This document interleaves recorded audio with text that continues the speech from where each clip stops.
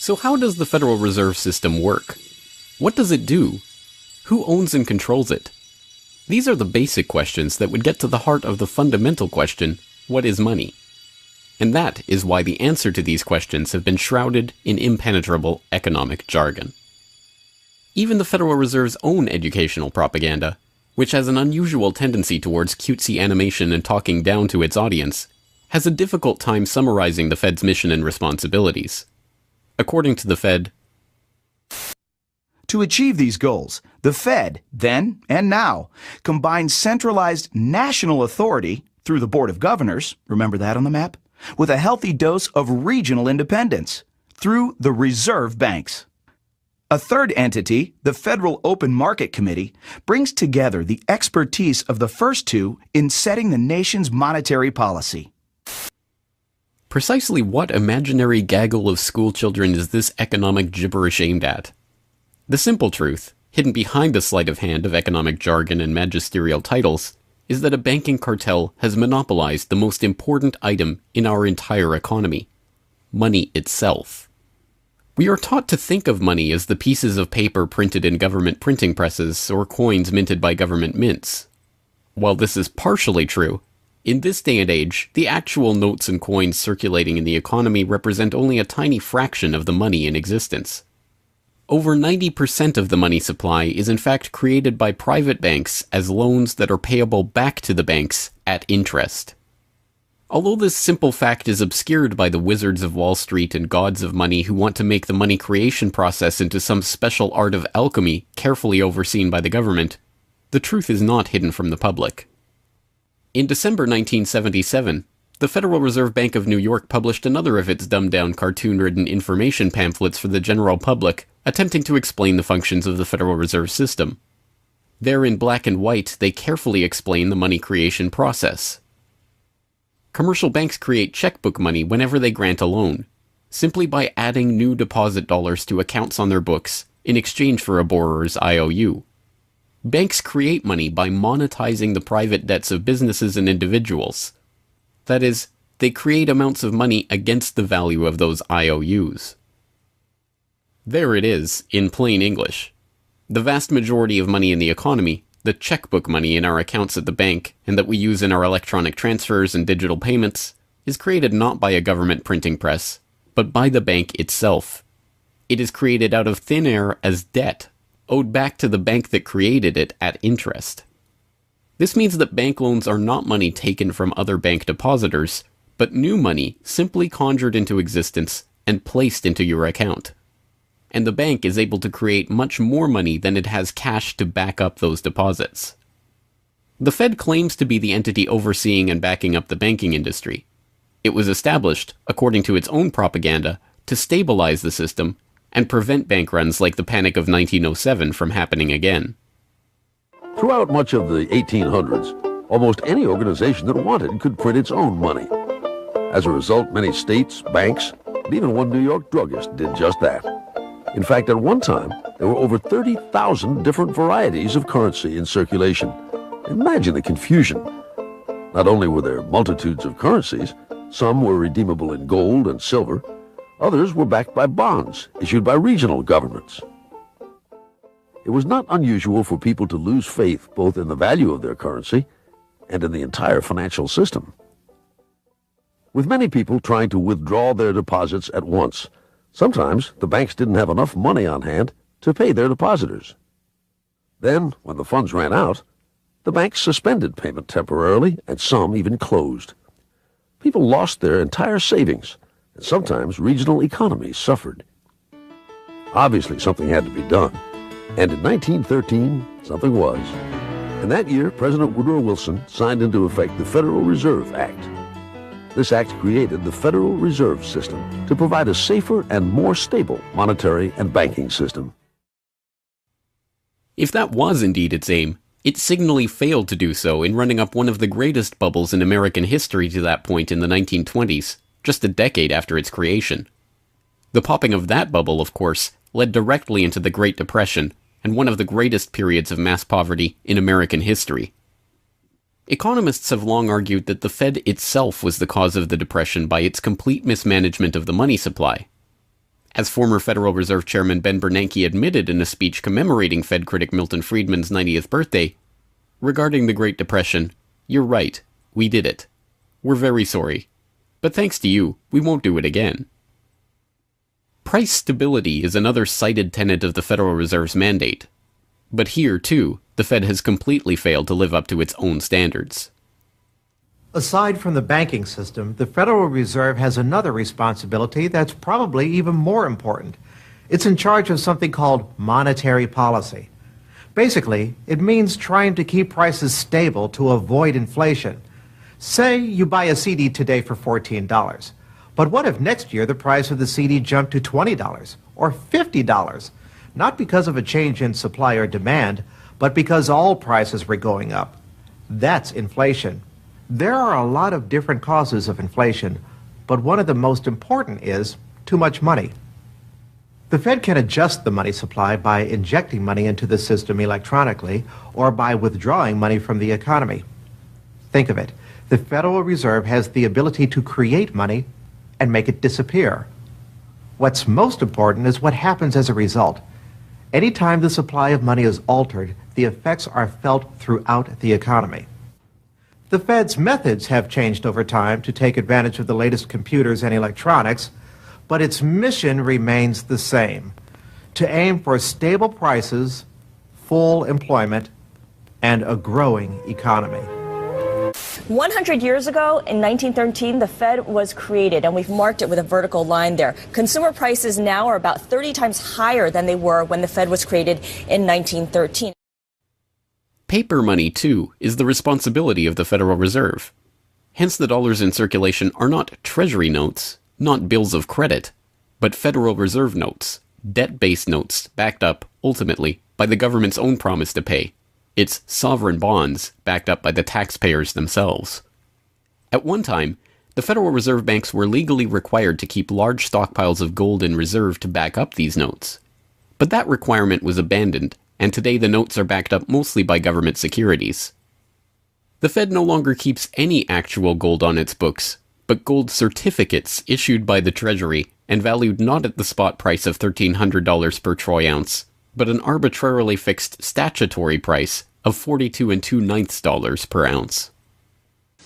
But I do have one question. During the crisis or any time that you're aware of, has the Federal Reserve or Treasury participated in any gold swaps arrangements? The Federal Reserve does not own any gold at all. We have not owned gold since 1934.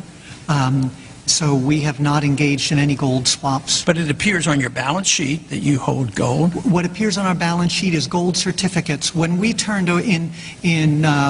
before 1934, the Federal Reserve did own gold.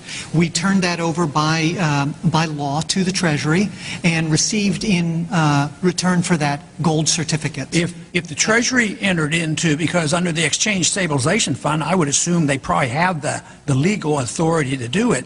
They wouldn't be able to do it then because you have the securities for essentially all the gold? No, we have no interest in the gold that is owned by the Treasury. We have simply an accounting document that is called gold certificates that represents the value at a statutory rate and still that we gave to the Treasury in 1930. And still measured at $42 an ounce, which makes no sense whatsoever. Clearly, there is a discrepancy between what we are led to believe is motivating the Fed and what it actually does. To understand what the Fed is actually intended to do, it's first important to understand that the Federal Reserve is not a bank per se, but a system. This system codifies, institutionalizes, oversees, and undergirds a form of banking called fractional reserve banking, in which banks are allowed to lend out more money than they actually have in their vaults. The whole process starts, the process of decay and corruption starts with something called fractional reserve banking. That's the technical name for it. And what that really means is that as the banking institution developed over several centuries, starting, of course, in Europe, it developed the practice of legalizing a certain dishonest accounting procedure. In other words, in the very, very beginning, if you want to go all the way back, people would bring their gold or silver to the banks for safekeeping. And they say, give us a paper receipt. And we don't want to guard our silver and our gold because, people could come in the middle of the night and they could kill us or tie us up and threaten us, and they'll get our gold and silver. So we can't really guard it. We'll take it to the bank and have them guard it. And we just want a paper receipt so that we can take the receipt back and get our gold anytime we want. And so in the beginning, money was receipt money. They could then, instead of changing or exchanging the gold coins, they could exchange the receipts. And people would accept the receipts just as well as the gold, knowing they could get the gold. And so these paper receipts being circulated were, in essence, the very first examples of paper money. Well, the banks learned early on that game that here they were sitting on this pile of gold and all these paper receipts out there. People weren't bringing the receipts in anymore. Very few of them, maybe 5%, maybe 7% of the people would bring in their paper receipts and ask for the gold. So they said, why don't we just sort of give more receipts out than we have gold? They'll never know because we only are asked at the best 7% of it, so we can create more receipts for gold than we have, and we can collect interest on that because we'll loan that into the economy and we'll charge interest on this money that we don't really have. And it's a pretty good gimmick, don't you think? And well, yeah, of course. And so that's how fractional reserve banking started. And now it's institutionalized, and they teach it in school. No one ever questions the integrity of it or the ethics of it. They say, well, that's the way banking works. And isn't it wonderful that we now have this flexible currency and we have prosperity and all of this sort of thing? So it all starts with this concept of fractional reserve banking. And the trouble is with that is it works most of the time, but every once in a while, there are a few ripples that come along that are a little bit bigger than the other ripples, and maybe one of them is a wave, and more than 7% will come in and ask for their gold. Maybe 20% will come in, or 30%. And well, now the banks are embarrassed because the fraud is exposed. They say, well, we don't have your gold. What do you mean you don't have my gold? I gave it to you and put it on deposit, and you said you'd safeguard it. Well, we don't have it. We loaned it out. So then the word gets out, and everybody and their uncle comes and lines up for their gold. And of course, they don't have it, and the banks are closed. They have bank holidays, and the banks are embarrassed. They go out of business. People lose their savings, and you have these terrible banking crashes that were ricocheting all around the world prior to this time. And that's what caused the concern. One of the things that caused the concern of the American people, they didn't want that anymore. They wanted to put a stop to that. And that was the whole purpose, supposedly, of the Federal Reserve System, was to put a stop to that. But since the people who designed the plan to put a stop to it were the very ones who were doing it in the first place, you can not be surprised that their solution was not a very good one insofar as the American people were concerned. Their solution was to expand it. Not to control it, but to expand it. See, prior to that time, this little game of fractional reserve banking was localized at the state level. Each state was doing its own little fractional reserve banking system. Each state, in essence, had its own Federal Reserve. Central banks were authorized by state law to do this sort of thing, and that was causing all this problem. And so the Federal Reserve came along and said, well, no, we're not going to do this at the state level anymore because look at all the problem it's causing. We're going to consolidate it all together, and we're going to do it at the national level. The key to this system, of course, is who controls this incredible power to regulate the economy by setting reserve requirements and targeting interest rates. The answer to this question, too, has been deliberately obscured. The Federal Reserve System is a deliberately confusing mishmash of public and private interests, reserve banks, boards and committees, centralized in Washington and spread out across the United States. So you have the Federal Reserve Board in Washington, appointed by the president. That's the only part of this system that is directly dependent upon the government for input. That's the federal part that the government, the the president specifically, gets to choose a few select governors. The 12 regional banks, the most influential of which is the Federal Reserve Bank of New York, essentially based in Wall Street to represent Wall Street, is representative of the major Wall Street banks who own shares in the private, not federal, but private Federal Reserve Bank of New York. All the other regional banks are also private banks. They vary according to how much influence they wield, but the Kansas City Fed is influential, the St. Louis Fed, the Dallas Fed.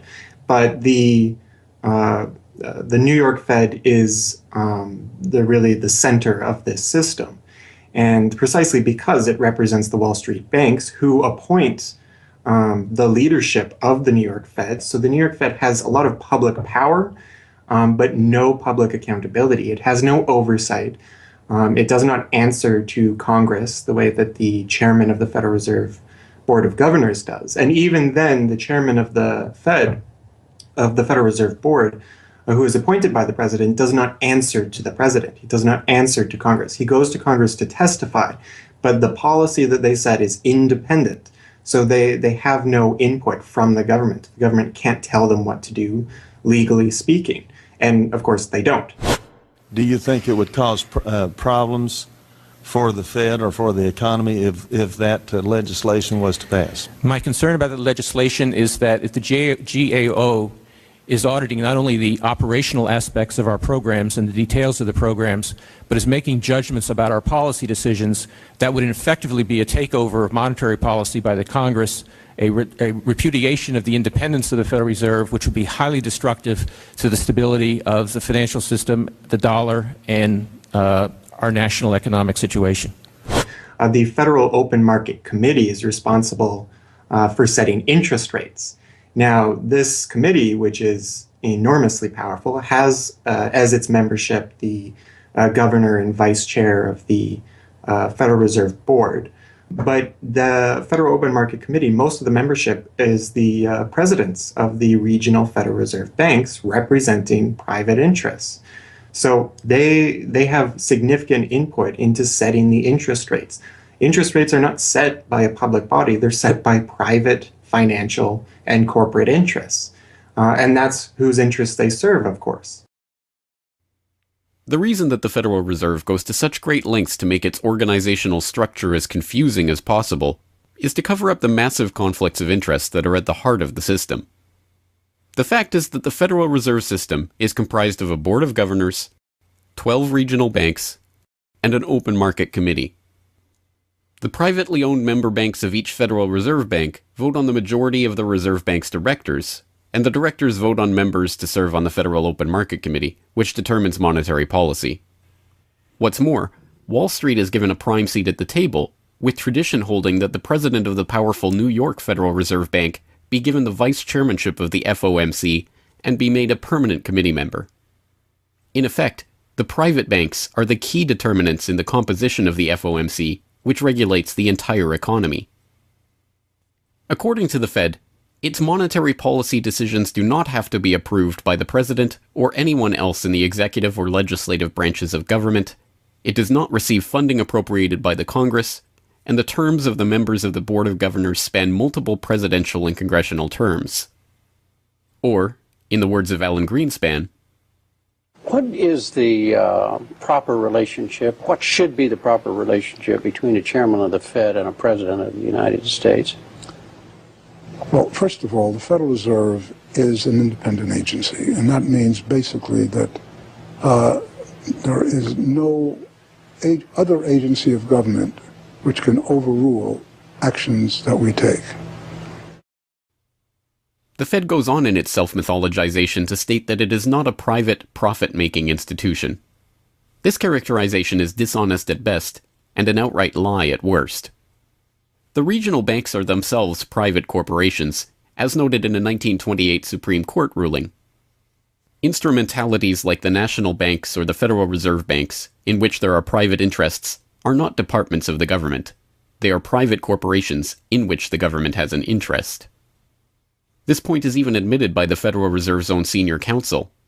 Our regulations do specify overall terms for the lending, but the day-to-day operation of the banking activities are conducted by the Federal Reserve banks. They are banks, and indeed they do lend, and they do interact with they're their own depositors. agency then, essentially, They are not in that agencies. regard. Yes, they're not agencies, Your Honor. They're persons under FOIA. Each Federal Reserve Bank, the stock is owned by the member banks in the district, 100% privately held. They have private boards of directors. Majority of those boards are appointed by the independent banks, private banks in the district. They're not agencies. These private corporations issue shares that are held by the member banks that make up the system, making the banks the ultimate owners of the Federal Reserve banks. Although the Fed's profits are returned to the Treasury each year, the member banks' shares of the Fed do earn them a 6% dividend. According to the Fed, the fixed nature of these returns means that they are not being held for profit. Despite the dishonest nature of this description, however, it is important to understand that the bankers who own the Federal Reserve indeed do not make their money from the Fed directly. Instead, the benefits are much less obvious and much more insidious. The simplest way that this can be understood is that, as a century of history and the specific example of the last financial crisis shows, the Fed was used as a vehicle to bail out the very bankers who own the Fed banks in the most obvious example of fascistic collusion imaginable. A handful of financial institutions have enriched themselves as a result of institutional speculation on a large scale, as well as manipulation of the market. And secondly, what they have done is that they have then gone to their governments and said, well, we are now in a very difficult situation and you need to lend us, you need to give us money so that we can retain the stability of the financial system. And who actually lends the money or brokers the public debt? The same financial institutions which are the recipients of the bailout. Okay, and so what you have is a circular process. It's a diabolical process. You're lending money. You're not lending money. You're handing money to the large financial institutions, and then this is leading up to a mounting public debt in the trillions. Okay, and then you say to the financial institutions, we need to establish a new set of treasury bills and government bonds, etc., which of course are sold to the public, but they are always brokered through the financial institutions, which establish their viability and so on and so forth. And the financial institutions will probably buy part of this public debt. So that in effect what the government is doing is financing its own indebtedness through the bailouts. It hands money to the banks, but to hand the money to the banks, it becomes indebted to those same financial institutions, and then it says, well, we now have to emit large amounts of public debt. Please, can you help us? And then the banks will say, well, your books are not quite in order. And then the government will say, well, obviously they're not in order because we've just handed you $1.4 trillion of bailout money, and we're now in a very difficult situation, so we need to borrow money from the people who are, in fact, the recipients of the bailout. So this is really what we're dealing with. We're dealing with a circular process. The 2008 crisis and subsequent bailouts are merely the latest and most brazen examples of the fundamental conflicts of interest at the heart of America's privately owned central banking system. Beginning with the collapse of Lehman Brothers in September of that year, the Federal Reserve embarked on an unprecedented program of bailouts and special zero-interest lending facilities for the very banks that had caused the subprime meltdown in the first place. By the cartelization of the Federal Reserve structure, and thus not by accident, it was the very bank presidents who had overseen their banks' lending practices that ended up in the director positions of the Federal Reserve banks that voted on where to direct the trillions of dollars in bailout money. And unsurprisingly, they directed it toward their own banks. A stunning 2011 Government Accountability Office report examined $16 trillion of bailout facilities extended by the Fed in the wake of the crisis and exposed numerous examples of blatant conflicts of interest. Jeffrey Immelt, chief executive of General Electric, served as a director on the board of the Federal Reserve Bank of New York. At the same time, the Fed provided $16 billion in financing to General Electric. JP Morgan Chase chief executive Jamie Dimon, meanwhile, was also a member of the board of the New York Fed during the period that saw $391 billion in Fed emergency lending directed to his own bank. In all, Federal Reserve Board members were tied to $4 trillion in loans to their own banks. These funds were not simply used to keep these banks afloat, but actually to return these Fed-connected banks to a period of record profits in the same period that the average worker saw their real wages actually decrease and the economy on Main Street slow to a standstill. Ben Bernanke, at that time the chairman of the Federal Reserve Board of Governors, was confronted about these conflicts of interest by Senator Bernie Sanders upon the release of the GAO report in June 2012. Senator, you raised an important point, which is that this is not something the Federal Reserve created. This is in the statute. Congress in the Federal Reserve Act said this is the governance of the Federal Reserve, and more specifically that bankers would be on the board. And 6 out of 9. Sorry? 6 out of 9 in the regional banks are come from the banking industry. That's correct. And that is in the law. And right. I'll answer your question, though. The answer to your question is that Congress set this up. We have tried, I think we've made it into something useful and valuable. We do get information from it. But if Congress wants to change it, of course, we will work with you to find alternatives. Bernanke is completely right. These conflicts are, in fact, a part of the institution itself. A structural feature of the Federal Reserve that was baked into the Federal Reserve Act itself over 100 years ago by the bankers who conspired to cartelize the nation's money supply. You could not ask for a more succinct reason why the Federal Reserve itself, this admitted cartel of banking interests, needs to be abolished. But you could get one.